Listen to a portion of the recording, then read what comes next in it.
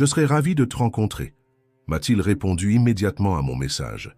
Demain soir au Café de la Paix, j'ai accepté sans hésitation. Le Café de la Paix, avec son décor Belle Époque et sa clientèle internationale, offrait l'anonymat parfait pour ce genre de rendez-vous. Le vendredi, j'ai vidé mon bureau, remis ma lettre de démission officielle à la DRH, qui m'a évité soigneusement du regard, et j'ai quitté l'immeuble élégant de la rue du Faubourg Saint-Honoré sans me retourner. Dans ma sacoche, en cuir, j'emportais 6 années de souvenirs et une clé USB contenant les coordonnées personnelles de mes meilleurs éléments. Rien d'illégal, rien qui ne m'appartenait pas légitimement, juste les graines de ce qui allait devenir ma renaissance. Ce soir-là, Philippe m'attendait à une table discrète du Café de la Paix. La soixantaine distinguée, costume sur mesure et regard vif, il s'est levé en me voyant approcher.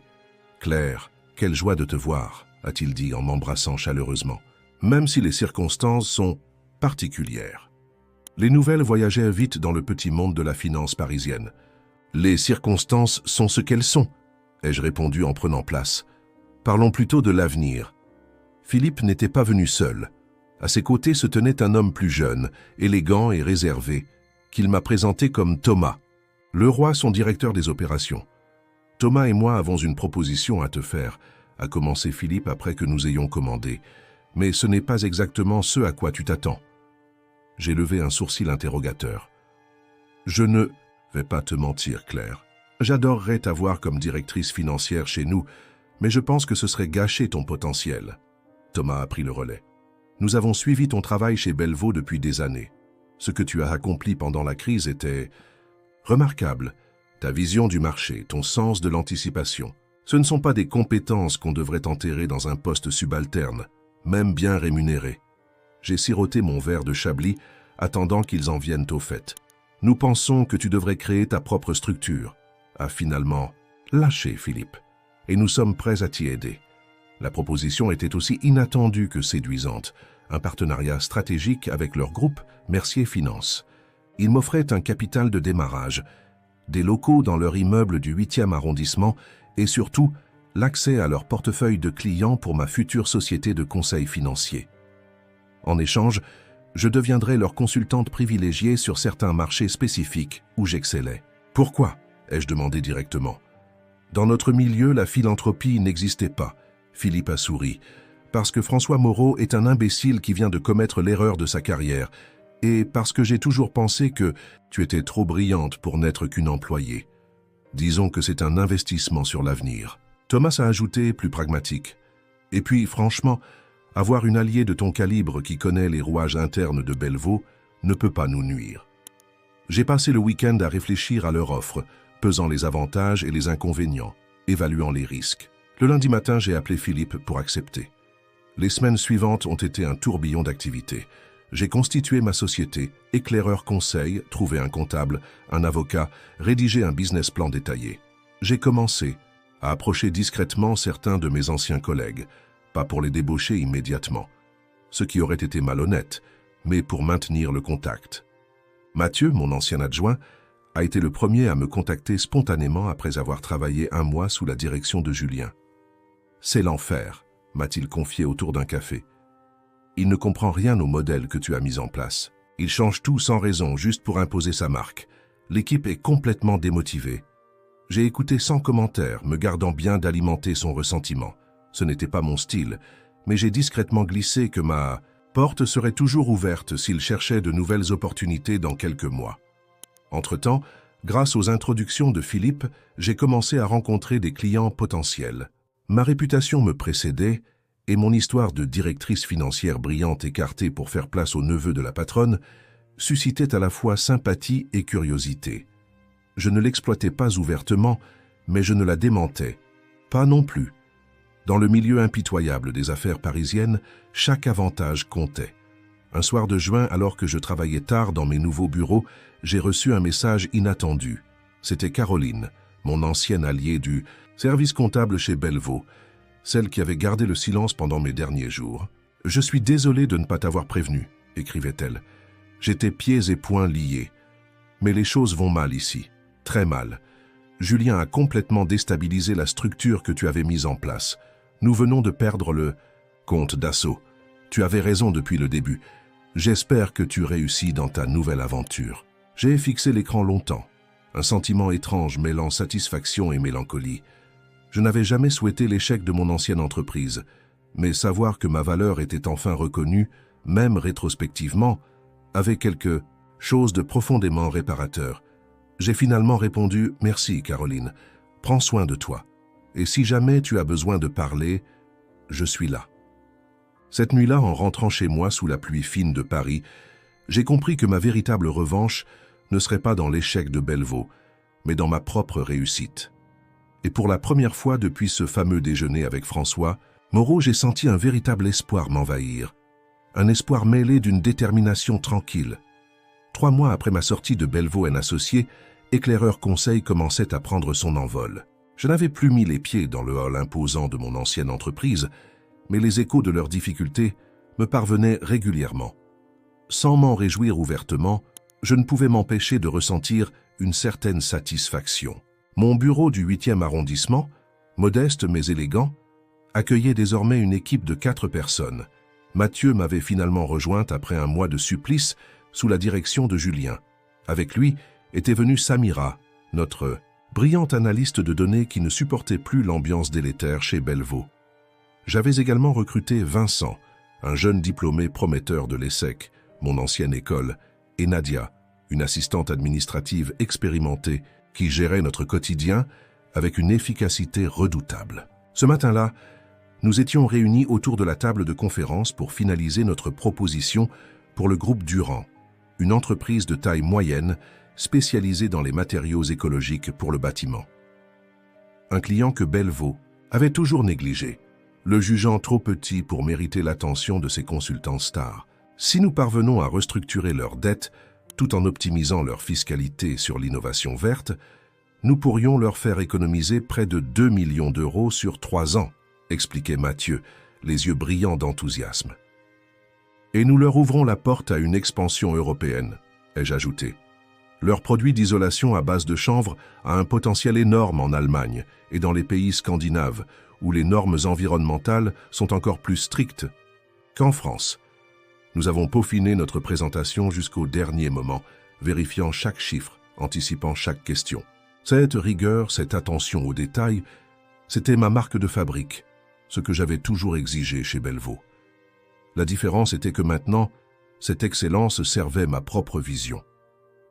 L'après-midi même, dans les locaux industriels de Durand situés en périphérie de Paris, j'ai présenté notre stratégie à leur comité de direction. 8 paires d'yeux scrutaient chacun de mes gestes, chacune de mes paroles. J'étais habitué à ce genre de pression. Ce qui était nouveau, c'était la liberté. Pas de politique d'entreprise à respecter, pas de ligne directrice imposée d'en haut. Juste ma propre expertise, ma propre vision. Ce qui me frappe dans votre approche, Madame Leclerc, a commenté le PDG Jérôme Durand à la fin de ma présentation, c'est que vous semblez réellement comprendre notre philosophie. Ce n'est pas juste une question de chiffres pour vous. Parce que ce n'est jamais juste une question de chiffres, ai-je répondu avec conviction. La finance est au service d'une vision. Votre entreprise veut changer la façon dont nous construisons nos habitats. Mon travail est de vous donner les outils financiers pour y parvenir, pas de vous imposer une stratégie standardisée qui ignore ce qui fait votre unicité. 2 jours plus tard, nous décrochions le contrat. Notre premier gros client indépendant, celui qui n'était pas venu par l'intermédiaire de Philippe ou de ses contacts. Une victoire entièrement nôtre.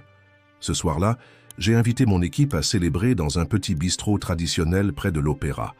Entre le coq au vin et les profiteroles, dans la chaleur des rires et le tintement des verres, j'ai ressenti un bonheur que je n'avais jamais connu chez Bellevaux. « Je serais ravi de te rencontrer », m'a-t-il répondu immédiatement à mon message. Demain soir au Café de la Paix, j'ai accepté sans hésitation.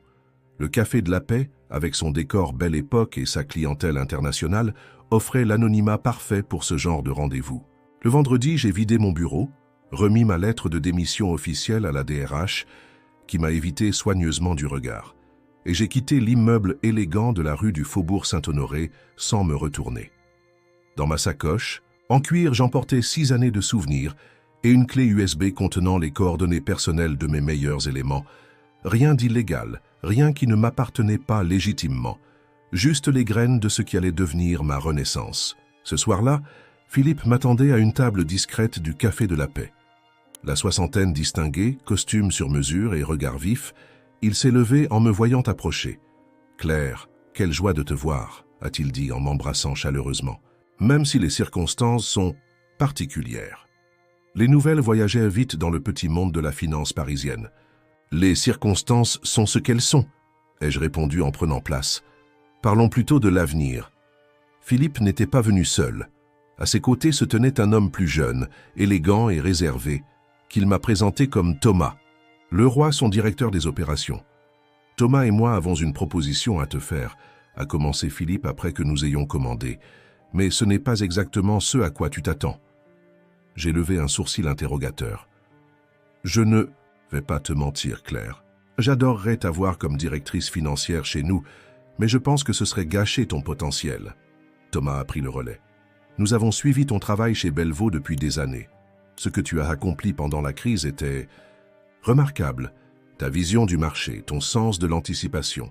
Ce ne sont pas des compétences qu'on devrait enterrer dans un poste subalterne, même bien rémunéré. » J'ai siroté mon verre de Chablis, attendant qu'ils en viennent au fait. « Nous pensons que tu devrais créer ta propre structure. » A finalement lâché Philippe.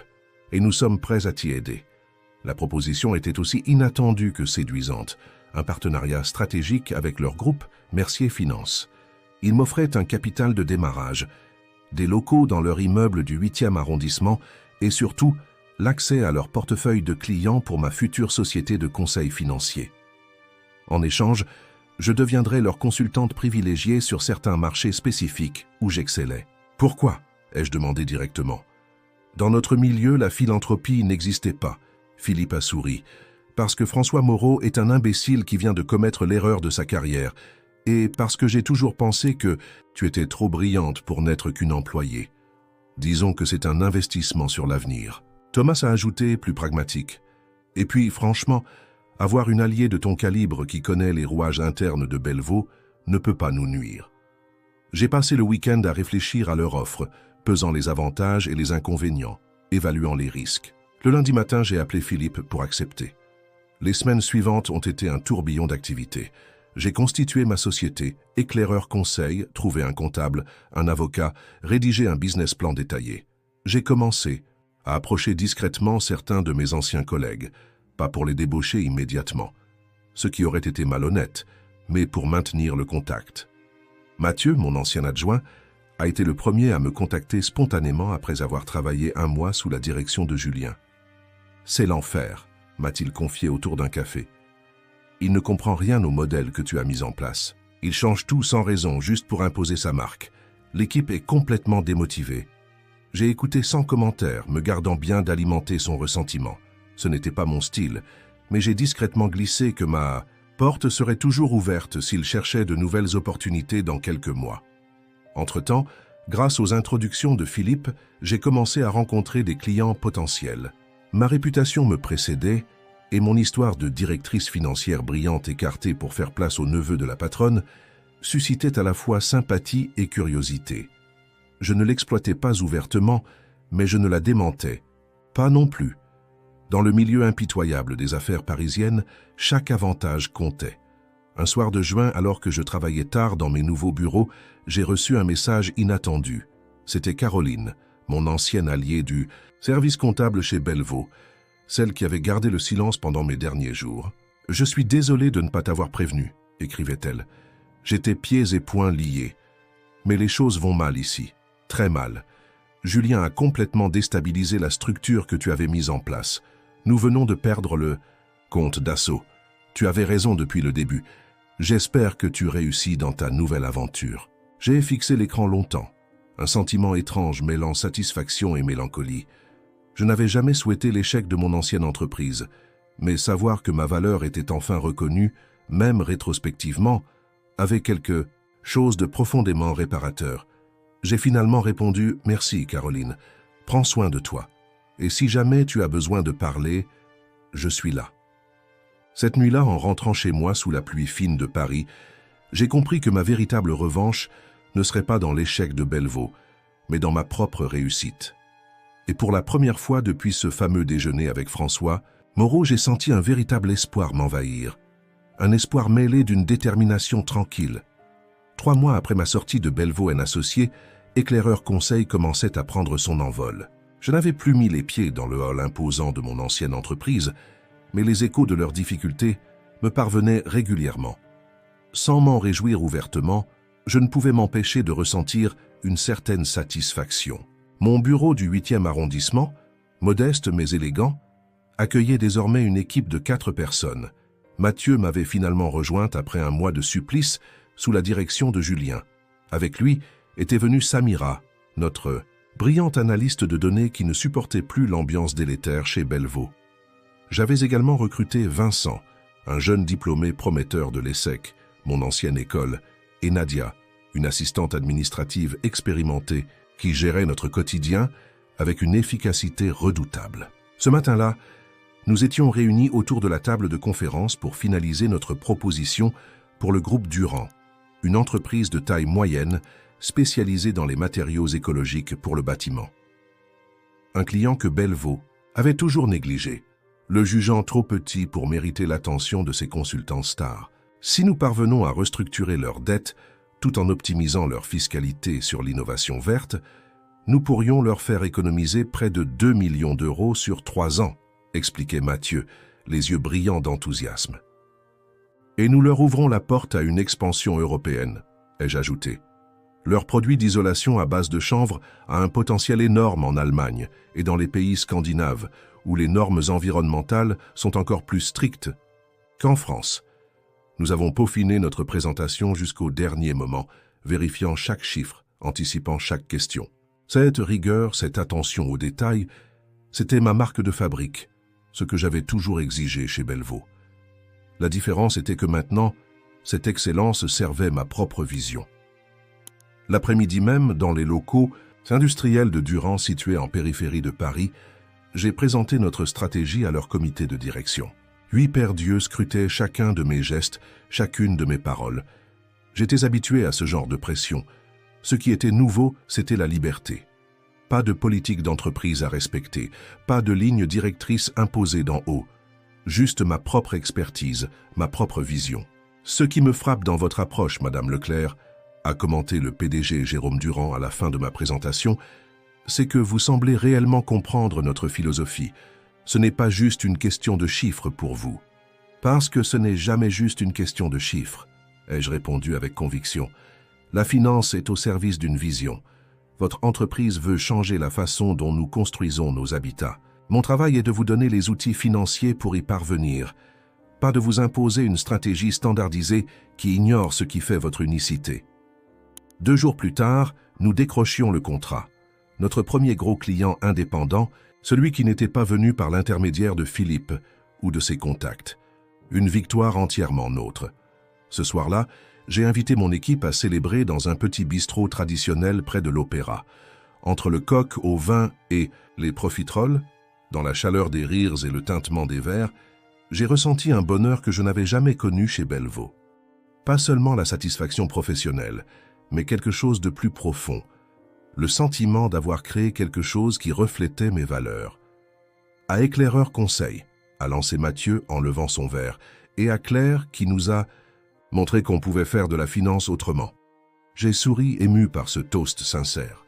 Pendant un instant, je me suis demandé ce que François Moreau penserait s'il me voyait maintenant.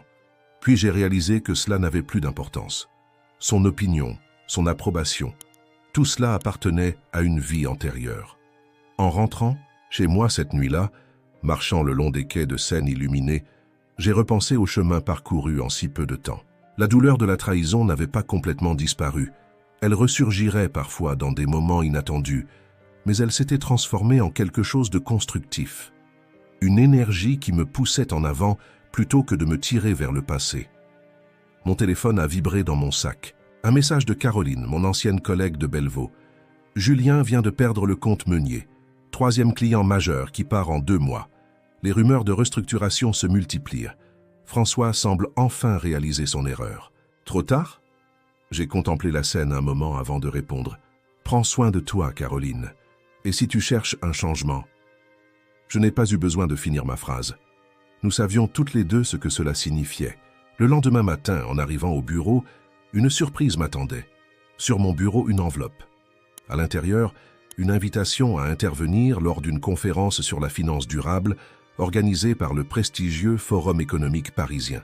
Une tribune que Bellevaux occupait habituellement. « Comment as-tu » ai-je commencé en regardant Nadia, qui souriait avec une fierté non dissimulée. « Je n'y suis pour rien », a-t-elle répondu. « Ils ont appelé hier pendant que tu étais chez Durand. Apparemment, ton nom circulait comme la nouvelle voix à écouter dans le secteur. » J'ai fixé l'invitation, un sentiment étrange m'envahissant. Ce n'était pas simplement de la fierté, mais la conscience que quelque chose avait fondamentalement changé. Je n'étais plus défini par ce que j'avais perdu, mais par ce que j'étais en train de construire. L'automne parisien déployait ses couleurs flamboyantes lorsque je me suis rendu au Forum économique. Les feuilles dorées des platanes du boulevard Saint-Germain virevoltaient dans la brise fraîche, créant un tapis mordoré sous mes pas. 6 mois s'étaient écoulés depuis mon départ de Bellevaux & Associés. 6 mois de travail acharné, d'incertitudes surmontées, de petites victoires accumulées. Éclaireur Conseil comptait maintenant 8 employés, dont Caroline qui nous avait rejoints après avoir finalement démissionné de Bellevaux. Notre portefeuille de clients s'élargissait régulièrement, principalement des entreprises de taille moyenne avec des ambitions d'innovation ou de développement durable. Un créneau que les grands cabinets négligeaient souvent, au profit de clients plus conventionnels et plus lucratifs. Le forum se tenait dans un hôtel particulier, reconverti en centre de conférence. Un bâtiment du XVIIIe siècle dont l'élégance discrète contrastait avec les tours de verre des quartiers d'affaires modernes. En gravissant les marches de pierre, j'ai ressenti un mélange d'appréhension et d'excitation. Ma présentation portait sur l'innovation financière au service de la transition écologique, un sujet qui me passionnait mais qui, je le savais, susciterait des réactions contrastées dans ce milieu souvent conservateur. Dans le grand salon transformé en espace d'accueil, des groupes de financiers et d'entrepreneurs échangeaient autour de coupes de champagne et de petits fours. J'ai salué quelques visages familiers, accepté les félicitations pour le succès rapide d'Éclaireur Conseil, évité habilement les questions trop directes sur mon départ de Bellevaux. Et puis, au détour d'une conversation, je l'ai vu. François Moreau, élégant dans son costume gris, discutant avec animation avec 2 hommes que je ne reconnaissais pas. Pendant un instant, j'ai envisagé de l'éviter, de prétendre ne pas te l'avoir aperçu. Mais quelque chose en moi, fierté, curiosité, ou peut-être simplement le désir de clôturer ce chapitre, m'a poussé dans sa direction. Il m'a vu avant que je ne l'atteigne, et j'ai pu lire la surprise puis l'embarras traverser son visage. Il s'est excusé auprès de ses interlocuteurs et s'est avancé vers moi. « Claire, a-t-il dit, hésitant visiblement sur la façon de m'aborder, tu es radieuse. » Ce n'était pas le commentaire que j'attendais et pendant un instant, j'ai été décontenancé. Puis j'ai compris. Il ne savait pas comment engager la conversation, comment aborder ce qui s'était passé entre nous. Typique des hommes de sa génération, incapables d'affronter directement les conséquences émotionnelles de leurs décisions professionnelles. « Merci, François », ai-je répondu avec un sourire poli. « Comment se porte Bellevaux ?» Il a jeté un regard autour de nous, comme pour s'assurer que personne n'écoutait. « Les temps sont difficiles, mais nous tenons bon. »« J'en suis heureuse », ai-je dit, et à ma propre surprise, je le pensais sincèrement. Malgré tout ce qui s'était passé, je gardais un attachement pour cette entreprise où j'avais tant appris, tant grandi. « Claire, Il a hésité, cherchant visiblement ses mots. « Je pense que nous avons fait une erreur. Le « nous » corporatif, cette façon de diluer la responsabilité personnelle dans un collectif abstrait. J'ai attendu qu'il continue, refusant de l'aider dans cet exercice délicat. Julien disons qu'il n'a pas répondu à nos attentes. Il a baissé la voix. En fait, il a démissionné la semaine dernière, retourné dans le giron familial, une affaire de négoce de vin. Dans le Bordelais, j'ai hoché la tête, impassible. Je vous souhaite de trouver quelqu'un de compétent pour le remplacer. François m'a regardé droit dans les yeux pour la première fois. Nous pensions à toi, Claire. Le monde s'est figé un instant. Le brouhaha des conversations autour de nous s'est estompé. Dans ma tête, les images se sont bousculées. Le déjeuner où il m'avait annoncé mon remplacement, les nuits passées à douter de ma valeur, puis la construction laborieuse d'Éclaireur. « Conseil » Les premiers clients, les premières victoires. J'ai laissé échapper un rire bref, incrédule. Tu n'es pas sérieux. Tout à fait sérieux. Avec des conditions revues, bien sûr. Un poste de directrice générale adjointe, une participation au capital. François, l'ai-je interrompu, doucement. Regarde autour de toi, je suis invité comme experte à ce forum. Éclaireur conseille maintenant 12 entreprises. J'ai une équipe qui partage ma vision, mes valeurs. Pourquoi abandonnerais-je tout cela? Pour la sécurité, a-t-il répondu immédiatement. Tu sais comme moi que la majorité des startups échouent dans les 3 premières années. Ce n'est pas une start-up, c'est un cabinet de conseil. Et nous sommes rentables depuis le 4e mois. Il a froncé les sourcils, visiblement surpris par cette information. Quoi qu'il en soit, chez Bellevaux, tu retrouverais une structure établie, des ressources importantes, une clientèle internationale. J'ai posé ma main sur son bras, un geste qui l'a fait taire instantanément. François, je te remercie pour cette offre, vraiment, mais ma réponse est non. Son visage s'est assombri. Je comprends. La rancune est une conseillère tenace. Ce n'est pas de la rancune, ai-je répliqué, soudain lassé de cette conversation. C'est un choix éclairé. Tu m'as involontairement offert l'opportunité de découvrir que je pouvais voler de mes propres ailes. Pourquoi reviendrais-je en arrière? L'organisateur du forum est apparu à ce moment-là, m'informant que ma session commencerait dans 10 minutes. J'ai salué François d'un signe de tête et me suis dirigé vers la salle de conférence. En montant sur l'estrade quelques minutes, plus tard j'ai repéré François au fond de la salle. Nos regards se sont croisés brièvement. Puis j'ai commencé ma présentation, parlant avec passion de nouvelles approches financières, de modèles économiques innovants, d'un futur où la finance serait au service d'un monde plus durable. Pendant mon exposé, j'ai ressenti une libération profonde. Je n'avais plus rien à prouver à François Moreau ni à quiconque. J'avais retrouvé ma voix, plus forte, plus assurée qu'elle ne l'avait jamais été chez Bellevaux. Quand je suis descendu de l'estrade sous les applaudissements, François avait disparu. Sa proposition resterait sans suite, je le savais.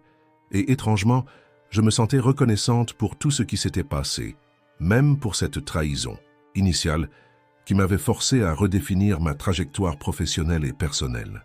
1 an jour pour jour après mon départ de Bellevaux & Associés, j'ai invité toute l'équipe d'Éclaireurs Conseil à dîner dans un restaurant panoramique de la tour Montparnasse. Les lumières de Paris scintillaient sous nos pieds comme une mer d'étoiles. La tour Eiffel brillait à l'horizon et le champagne coulait à flots pour célébrer notre premier anniversaire. Nous étions maintenant 15, une croissance que même mes projections les plus optimistes n'avaient pas anticipée. Notre petit cabinet s'était forgé une réputation d'excellence dans l'accompagnement financier des entreprises à impact positif. Des start-up développant des technologies propres aux PME familiales en transition écologique, en passant par des coopératives agricoles innovantes, notre clientèle reflétait parfaitement la vision que j'avais esquissée ce soir de juin où j'avais quitté les bureaux feutrés de mon ancienne entreprise. « À clair », a lancé Mathieu en levant son verre, qui nous a prouvé qu'on peut réussir sans sacrifier son intégrité. « À nous tous », ai-je corrigé en souriant. « Chacun d'entre vous a pris un risque en me suivant ou en rejoignant une entreprise. Nouvelle. Sans votre talent et votre confiance, rien de tout cela n'aurait été possible. » Le repas s'est prolongé dans une ambiance joyeuse, entre anecdotes sur nos clients les plus excentriques et projets d'avenir. Vers la fin du dîner, alors que la conversation s'était fragmentée en plusieurs petits groupes, Samira, notre analyste de données devenue directrice technique, s'est penchée vers moi. « Tu as vu l'annonce concernant Bellevaux » m'a-t-elle demandé à voix basse. J'ai secoué la tête. J'avais délibérément cessé de suivre l'actualité de mon ancien employeur, préférant me concentrer sur mon propre chemin. Ils ont été rachetés par le groupe Morgan & White, restructuration complète. François Moreau a été remercié. La nouvelle m'a surprise, mais moins que ma propre réaction. Je n'ai ressenti ni joie maligne ni satisfaction vengeresse. Juste une légère mélancolie pour cette entreprise, où j'avais passé 6 années de ma vie, et peut-être une pointe de compassion pour François, qui connaissait maintenant à son tour l'expérience d'être écarté. « La roue tourne », ai-je simplement commenté avant de changer de sujet. Plus tard dans la soirée, alors que nous attendions nos manteaux au vestiaire, Vincent, notre jeune recruté de l'ESSEC devenu un élément clé de l'équipe, m'a posé une question qui m'a prise au dépourvu. Si c'était à refaire, est-ce Que tu accepterais ce déjeuner avec Moreau. Je veux dire, sachant comment ça allait se terminer. J'ai pris un moment pour réfléchir, les yeux fixés sur les lumières de la ville. Oui, ai-je finalement répondu, sans hésitation, même en sachant qu'il allait te virer. Précisément parce qu'il allait me virer. J'ai souri devant son expression confuse. Vincent, parfois ce qui semble être une fin n'est qu'un nouveau début. Ce jour-là, j'ai perdu un emploi, mais j'ai gagné une liberté que je ne soupçonnais même pas désirer. Nous sommes sortis dans la nuit parisienne, le vent frais de novembre ébouriffant nos cheveux. Mon équipe s'est dispersée vers le métro ou des taxis, entre accolades chaleureuses et dernières plaisanteries. Je me suis retrouvé seul, marchant lentement vers mon appartement, qui n'était qu'à quelques rues. Les boulevards nocturnes avaient cette beauté mélancolique propre à Paris en automne, les feuilles humides sur les trottoirs, les réverbères créant des halos dorés dans la brume légère, les derniers cafés fermant leurs terrasses. Mon téléphone a vibré. Un message de Philippe Lacroix, celui qui m'avait aidé à lancer Éclaireur. Félicitations pour cette première année extraordinaire. J'ai toujours su que tu étais exceptionnel. As-tu réfléchi à ma proposition? La proposition en question était une fusion entre sa société, Mercier Finance et Éclaireur Conseil. Une alliance qui créerait une force majeure dans le paysage financier parisien, avec des ressources décuplées et une influence considérable. Sur le papier, c'était une opportunité en or. Je n'ai pas répondu immédiatement. À la place, je me suis arrêté sur le pont des Arts, contemplant la scène qui reflétait les lumières de la ville comme un miroir liquide. Une péniche glissait silencieusement sous mes pieds, sa lanterne traçant un sillon doré sur l'eau sombre. La fusion avec Mercier signifierait une croissance rapide, une sécurité financière, une reconnaissance institutionnelle. Mais elle signifierait aussi des compromis, des orientations stratégiques négociées, une dilution possible de la vision qui avait guidé Éclaireur depuis sa création. En pensant à ma conversation avec François au forum, à sa proposition de retourner chez Belvaux avec un titre plus prestigieux, j'ai ressenti un étrange sentiment de déjà-vu. Les circonstances étaient différentes, bien sûr. Philippe était un allié, pas la personne qui m'avait écarté. Sa proposition venait d'un respect sincère, pas d'un besoin désespéré de corriger une erreur. Et pourtant, quelque chose en moi résistait à l'idée de fusionner nos entités. J'ai composé ma réponse avec soin. Merci, Philippe. La proposition est tentante, mais j'ai besoin de plus de temps.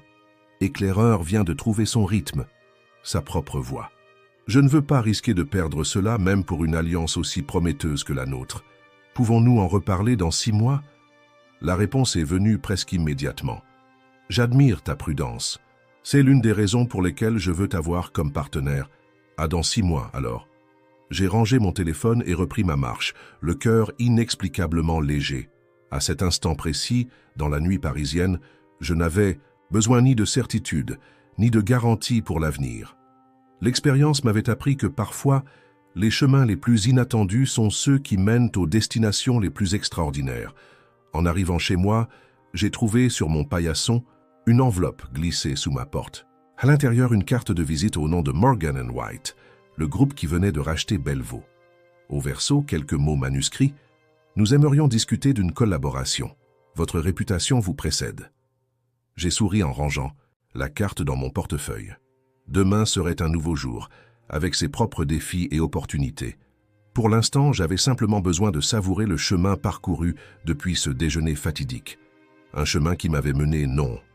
C'est pas à la vengeance, mais à quelque chose d'infiniment plus précieux, la découverte de ma propre force.